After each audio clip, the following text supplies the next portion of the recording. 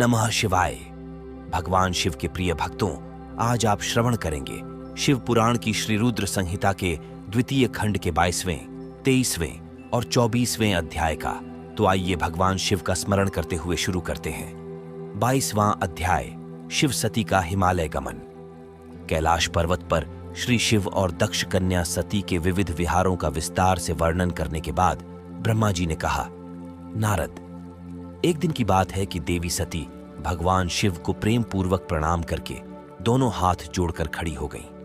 उन्हें चुपचाप खड़े देखकर भगवान शिव समझ गए कि देवी सती के मन में कुछ बात अवश्य है जिसे वह कहना चाह रही हैं। तब उन्होंने मुस्कुराकर देवी सती से पूछा कि हे प्राणवत्सला, कहिए आप क्या कहना चाहती हैं। यह सुनकर देवी सती बोली, हे भगवान, वर्षा ऋतु आ गई है। चारों ओर का वातावरण सुंदर व मनोहारी हो गया है।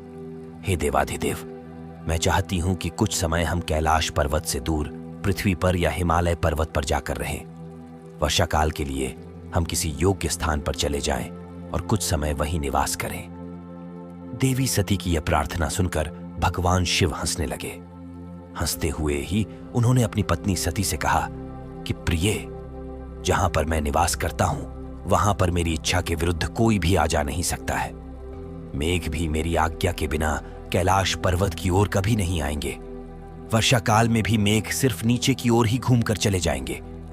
हे प्रिय, तुम्हारी इच्छा के विरुद्ध कोई भी तुम्हें परेशान नहीं कर सकता। फिर भी ये आप चाहती हैं तो हम हिमालय पर्वत पर चलते हैं। तत्पश्चात भगवान शिव अपनी पत्नी सती के साथ हिमालय पर चले गए। कुछ समय वहां प्रसन्नतापूर्वक विहार करने के पश्चात वे पुनः अपने निवास पर लौट आए। शिव पुराण की श्री रुद्र संहिता के द्वितीय खंड का 22वां अध्याय समाप्त हुआ। अब आप श्रवण कर रहे हैं 23वां अध्याय, शिव द्वारा ज्ञान और मोक्ष का वर्णन। ब्रह्मा जी बोले, हे महर्षि नारद, भगवान शिव और सती के हिमालय से वापस आने के पश्चात वे पुनः पहले की तरह कैलाश पर्वत पर अपना निवास करने लगे। एक दिन देवी सती ने भगवान शिव को भक्ति भाव से नमस्कार किया और कहने लगी, हे देवाधिदेव, महादेव, कल्याण सागर, आप सभी की रक्षा करते हैं। हे भगवान, मुझ पर भी अपनी कृपा दृष्टि कीजिए। प्रभु, आप परम पुरुष और सबके स्वामी हैं। आप रजोगुण, तमोगुण और सत्वगुण से दूर हैं। आपको पति रूप में पाकर मेरा जन्म सफल हो गया। हे करुणानिधान, आपने मुझे हर प्रकार का सुख दिया है तथा मेरी हर इच्छा को पूरा किया है, परंतु अब मेरा मन तत्वों की खोज करता है। मैं उस परम तत्व का ज्ञान प्राप्त करना चाहती हूं जो सभी को सुख प्रदान करने वाला है, जिसे पाकर जीव संसार के दुखों और मोह माया से मुक्त हो जाता है और उसका उद्धार हो जाता है। प्रभु, मुझ पर कृपा कर आप मेरा ज्ञान वर्धन करें। ब्रह्मा जी बोले, मुने। इस प्रकार आदिशक्ति देवी सती ने जीवों के उद्धार के लिए भगवान शिव से प्रश्न किया। उस प्रश्न को सुनकर महान योगी, सबके स्वामी भगवान शिव प्रसन्नतापूर्वक बोले, हे देवी, हे दक्षनंदिनी, मैं तुम्हें उस अमृतमयी कथा को सुनाता हूं जिसे सुनकर मनुष्य संसार के बंधनों से मुक्त हो जाता है। यही वह परम तत्व विज्ञान है जिसके उदय होने से मेरा ब्रह्म स्वरूप है। ज्ञान प्राप्त करने पर उस विज्ञानी पुरुष की बुद्धि शुद्ध जाती है। उस विज्ञान की माता मेरी भक्ति है। यह भोग और मोक्ष रूप को प्रदान करती है। भक्ति और ज्ञान सदा सुख प्रदान करता है। भक्ति के बिना ज्ञान और ज्ञान के बिना भक्ति की प्राप्ति नहीं होती है। हे देवी, मैं सदा अपने भक्तों के अधीन हूं। भक्ति दो प्रकार की होती है, सगुण और निर्गुण। शास्त्रों से प्रेरित और हृदय के सहज प्रेम से प्रेरित भक्ति श्रेष्ठ होती है, परंतु किसी वस्तु की कामना स्वरूप की गई भक्ति निम्न कोटि की होती है।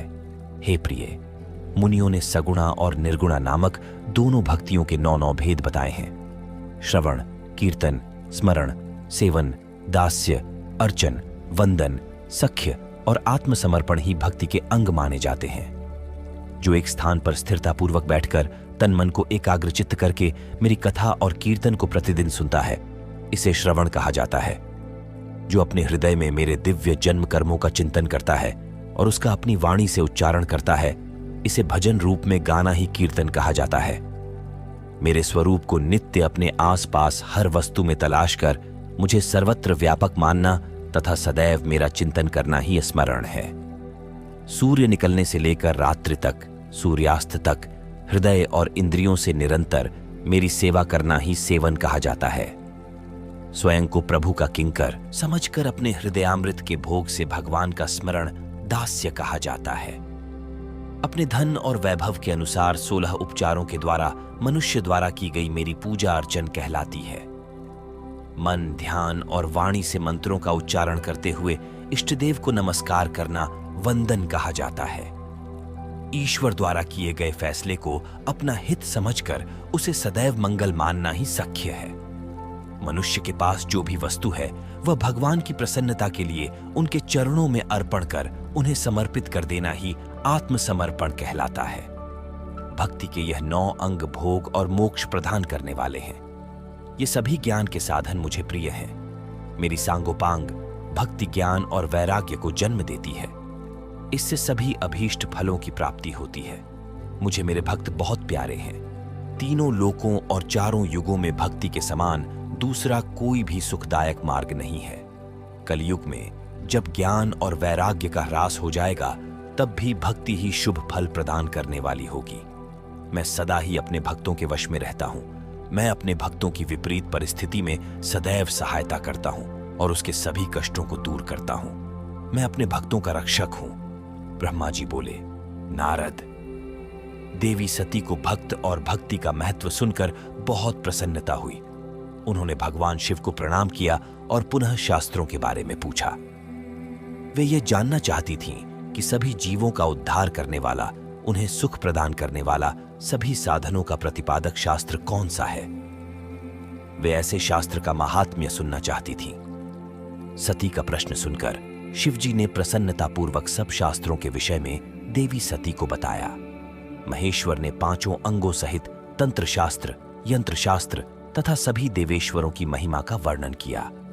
उन्होंने इतिहास की कथा भी सुनाई। पुत्र और स्त्री के धर्म की महिमा भी बताई। मनुष्यों को सुख प्रदान करने वाले वैद्यक शास्त्र तथा ज्योतिष शास्त्र का भी वर्णन किया। भगवान शिव ने भक्तों का माहात्म्य और राज्य धर्म भी बताया। इसी प्रकार भगवान शिव ने सती को उनके पूछे सभी प्रश्नों का उत्तर देते हुए सभी कथाएं सुनाई।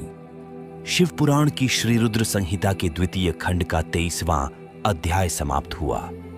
अब आप श्रवण कर रहे हैं 24वां अध्याय, शिव की आज्ञा से सती द्वारा श्री राम की परीक्षा। नारद जी बोले, हे ब्राह्मण, हे महाप्राज्य, हे दयानिधे, आपने मुझे भगवान शंकर तथा देवी सती के मंगलकारी चरित्र के बारे में बताया।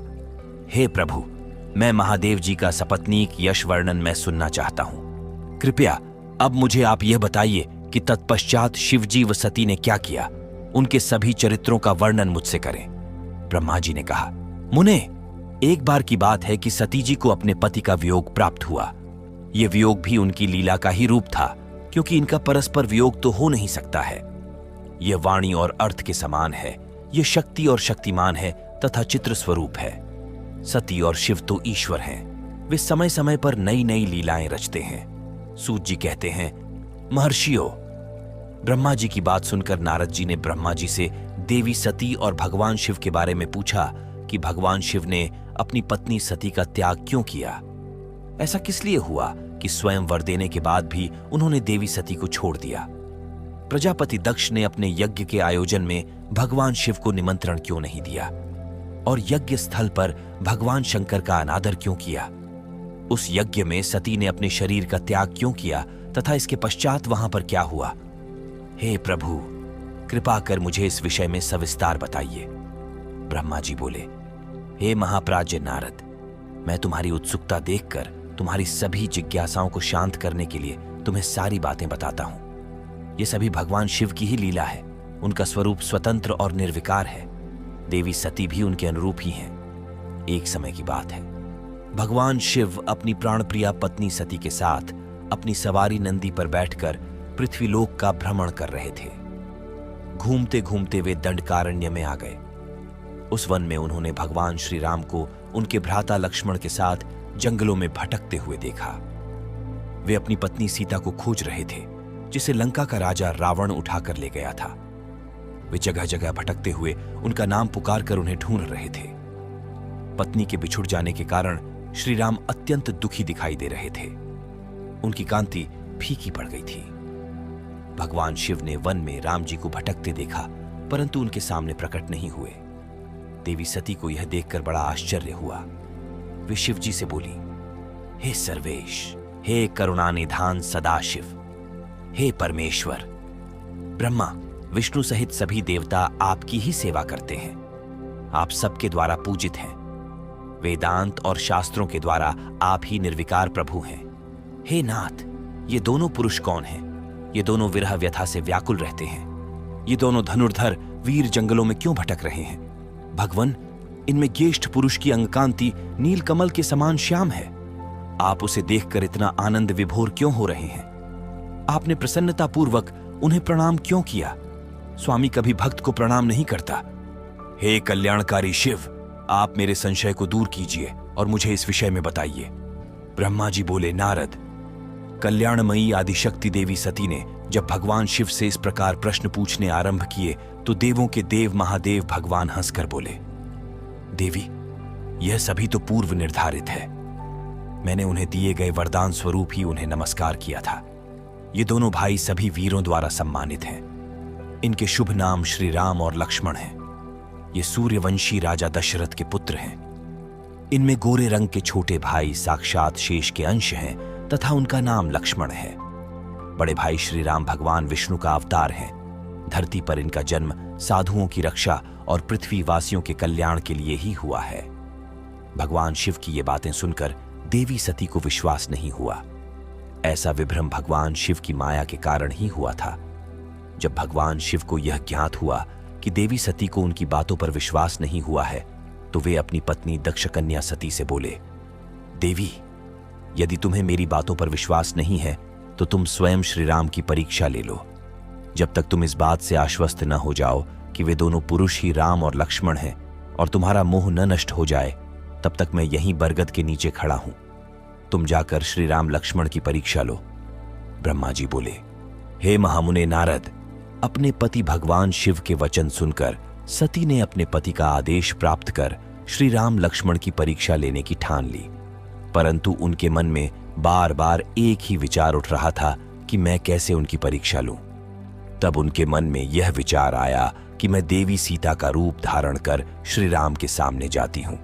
यदि वे साक्षात विष्णु जी का अवतार हैं तो वे मुझे आसानी से पहचान लेंगे, अन्यथा वे मुझे पहचान नहीं पाएंगे। ऐसा विचार कर उन्होंने सीता का वेश धारण कर लिया और राम जी के समक्ष चली गईं। सती ने ऐसा भगवान शिव की माया से मोहित होकर ही किया था। सती को सीता के रूप में देखकर राम जी सब कुछ जान गए। वे हंसते हुए देवी सती को प्रणाम करके बोले, हे देवी सती, आपको मैं नमस्कार करता हूं। हे देवी, आप तो यहां हैं, परंतु त्रिलोकीनाथ भगवान शिव कहीं भी दिखाई नहीं दे रहे हैं। बताइए देवी, आप इस निर्जन वन में अकेली क्या कर रही हैं? और आपने अपने परम सुंदर और कल्याणकारी रूप को त्याग कर यह नया रूप क्यों धारण किया है? श्री रामचंद्र जी की बातें सुनकर देवी सती आश्चर्यचकित हो गईं। तब वे शिव जी की बातों का स्मरण कर तथा सच्चाई को जानकर बहुत शर्मिंदा हुई और मन ही मन अपने पति भगवान शंकर के चरणों का स्मरण करती हुई बोली, हम अपने पति करुणानिधान भगवान शिव तथा अन्य पार्षदों के साथ पृथ्वी का भ्रमण करते हुए इस वन में आ गए थे। यहां आपको लक्ष्मण जी के साथ सीता की खोज में भटकते हुए देखकर भगवान शिव ने आपको प्रणाम किया और वहीं बरगद के पीछे खड़े हो गए। आपको वहां देख भगवान शिव आनंदित होकर आपकी महिमा का गान करने लगे। वे आपके दर्शनों से आनंद विभोर हो गए। मेरे द्वारा इस विषय में पूछने पर जब उन्होंने मुझे बताया कि आप श्री विष्णु का अवतार हैं, तो मुझे इस पर विश्वास ही नहीं हुआ और मैं स्वयं आपकी परीक्षा लेने यहां आ गई। आपके द्वारा मुझे पहचान लेने से मेरा सारा भ्रम दूर हो गया है। हे श्री हरि, अब मुझे आप यह बताइए कि आप भगवान शिव के भी वंदनीय कैसे हो गए? मेरे मन में यही एक संशय है। कृपया आप मुझे इस विषय में बताकर मेरे संशय को दूर कर मुझे शांति प्रदान करें। देवी सती के ऐसे वचन सुनकर श्री राम प्रसन्न होते हुए तथा अपने मन में शिव जी का स्मरण करते हुए प्रेम विभोर हो उठे। वे प्रभु शिव के चरणों का चिंतन करते हुए मन में उनकी महिमा का वर्णन करने लगे। भगवान शिव के प्रिय भक्तों, शिव पुराण कथा की श्री रुद्र संहिता के द्वितीय खंड का 24वां अध्याय समाप्त हुआ। अगली वीडियो में आप श्री रुद्र संहिता के द्वितीय खंड के 25वें अध्याय का श्रवण करेंगे। तब तक के लिए हर हर महादेव।